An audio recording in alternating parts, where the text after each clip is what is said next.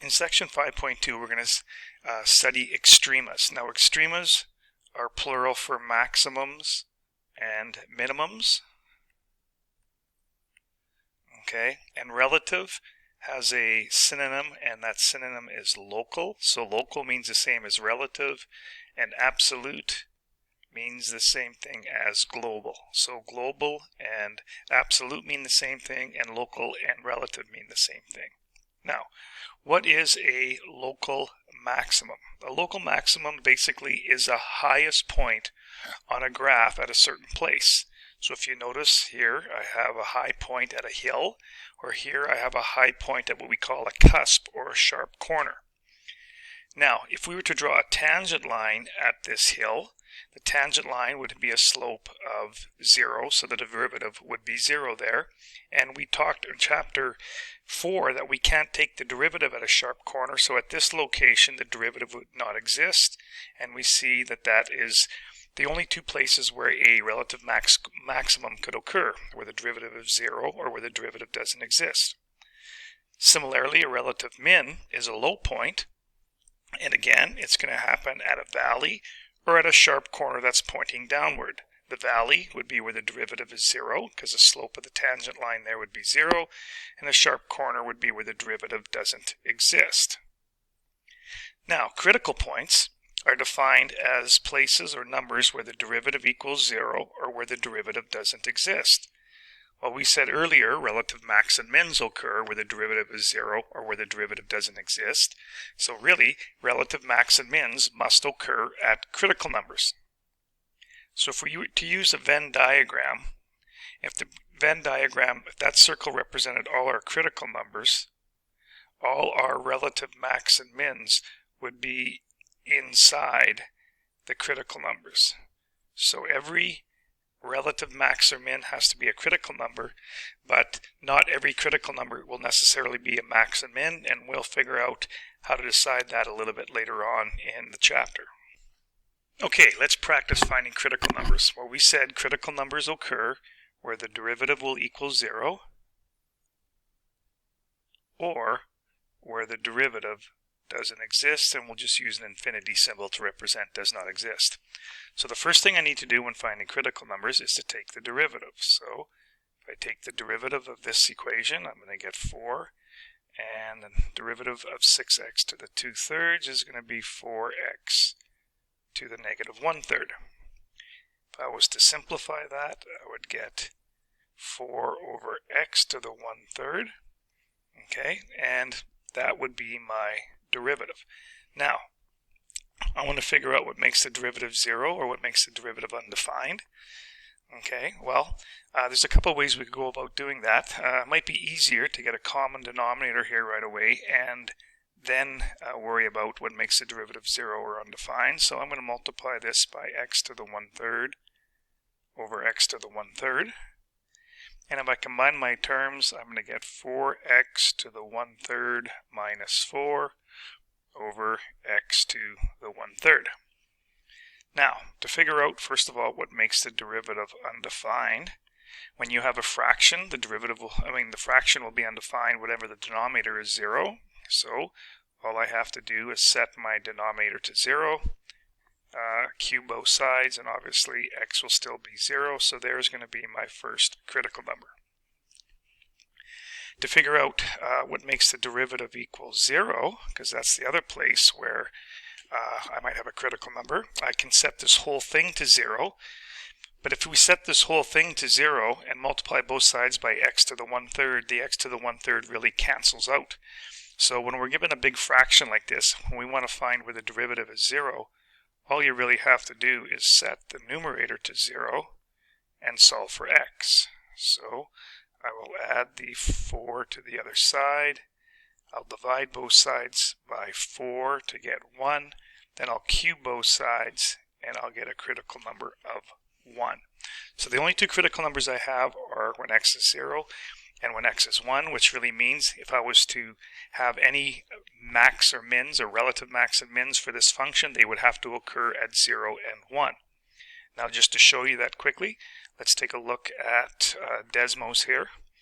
And if we were to punch in the function y equals 4x minus 6x raised to the 2/3, you will notice I do have a sharp cusp or a max right here where x is 0, and I have a low point right here where x is 1, and those are the only two places where I get relative max and min, so my answers seem to be correct for this first example. Okay, if we take a look at this one, okay, first of all we notice we're dealing with a rational function, and right away I know I have a restriction that x cannot be equal to 3. So first of all, I'm going to take the derivative, so I'm going to use the quotient rule, so it's the bottom times the derivative of the top minus the top times the derivative of the bottom, all divided by the bottom squared. If I was to simplify this, distributing the 2, I'm going to get 2x minus 6 minus 2x all over x minus 3 squared, and this is going to work out to be negative 6 over x minus 3 squared. So there is my derivative. Now, to figure out what makes the derivative, to figure out our critical points, the first thing I'll do, let's figure out what makes the derivative undefined. Well, that's going to be whenever the denominator equals 0. And if we just look at what's in brackets here, the only thing that's going to make x minus 3 equal 0 is when x is 3. So we could call that a critical point. We know it can't be a max or min because it doesn't even exist in the question. So it won't be a relative max or min, but we may refer to that as a critical point later on because we'll be talking about increasing and decreasing functions later on, and it might come into play later on. So we'll call it a critical number, but we know it won't be a max or a min because it's undefined. To figure out what makes the derivative equal 0, we said we'd have to set the numerator to 0, and negative 6 cannot equal 0. That's meaningless, so that means there's nothing that makes this equal 0. So therefore my only critical number is going to be when x is 3. Okay, now we're going to talk about absolute extrema. Now absolute extrema, if we take a look at the diagram here, we do have a graph that is a closed interval, meaning it's starting at where x is 1 and it's ending where x is 5. Now if you notice, I have a highest point on the graph, and the highest point on the graph occurs right here, and I have a lowest point of the graph which occurs right here. So on this graph, this would be referred to as my absolute max, and the absolute max value would be the y-coordinate of 4, and the location of the absolute max is when x is 5. So the absolute max value is 4, the y-coordinate of that point. This guy down here would be the absolute min, because it is a lowest point on the graph, and the absolute min value would be negative 1, and it occurs where x is equal to 4. Now this guy here is a hill inside of my graph on the interior, so we could refer to this guy as a relative max. And this endpoint here, since it's not the lowest point in the graph, this is not considered a relative min, because a relative min, we said, has to be on the interior of the graph. So in this case, I have one relative max up here, an absolute min and an absolute max.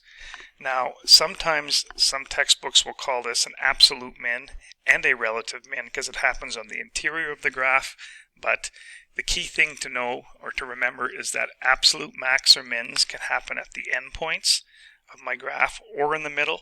Relative max and mins can only happen at the interior of my graph. Okay, now the extreme value theorem. The extreme value theorem is one of the first theorems we're going to talk about in calculus. And there's a couple of things that have to occur before the extreme value theorem applies. First of all, it has to be a continuous function, so there's no breaks or holes in the graph, and it has to be a closed function, meaning it includes the endpoints, and the graph stops somewhere. Okay, and here's what the extreme value theorem says. It says if we have a continuous function and it's closed, there's guaranteed to be a highest point, a global max, and there's guaranteed to be a lowest point, a global min.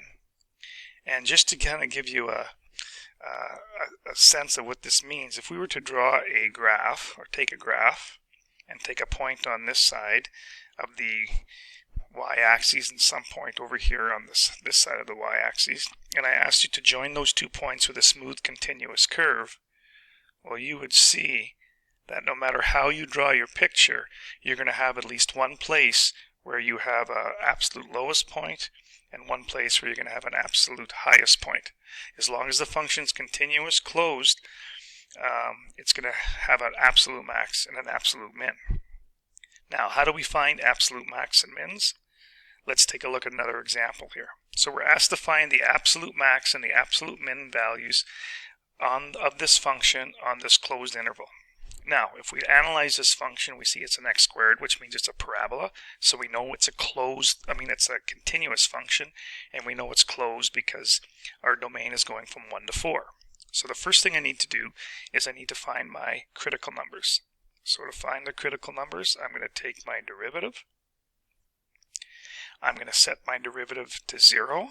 So we'll figure out what makes the derivative 0. So it's going to be when 2x minus 4 equals 0.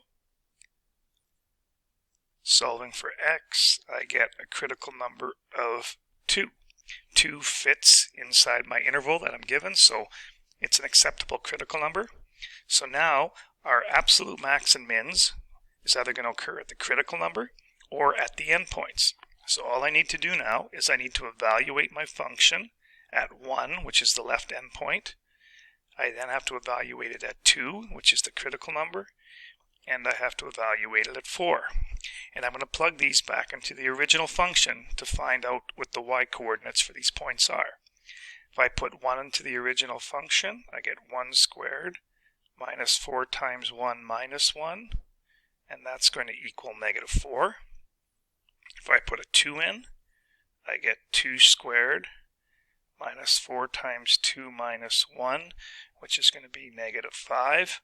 And if I put a 4 in, I get 4 squared minus 4 times 4 minus 1, which is going to be negative 1. So now all we do is analyze all of our y-coordinates. The lowest one is right here, so that's going to be my absolute min. And my highest value is right here, so that's going to be my absolute max. So we can clarify and say that our absolute min,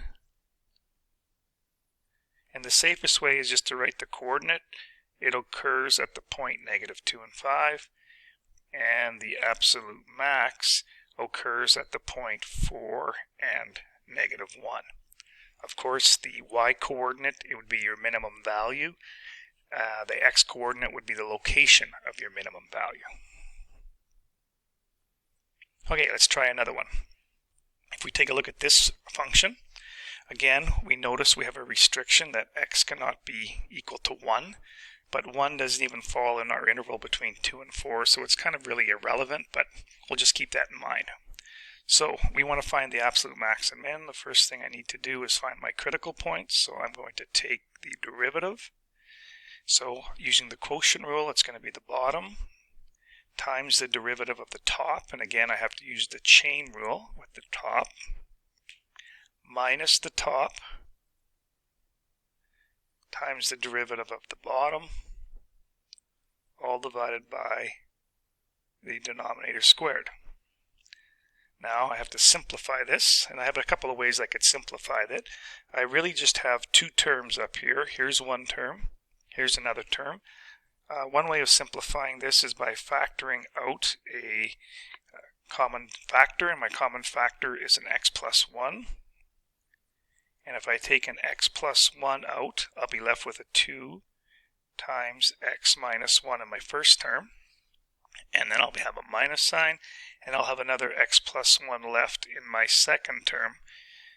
Just make sure that you put this part in brackets because it's behind a minus sign. And this is all over x minus 1 squared. So if I simplify what's inside my square brackets, I'll get 2x minus 2 minus x minus 1 all over x minus 1 squared. And if I simplify a little further, it's going to be x plus 1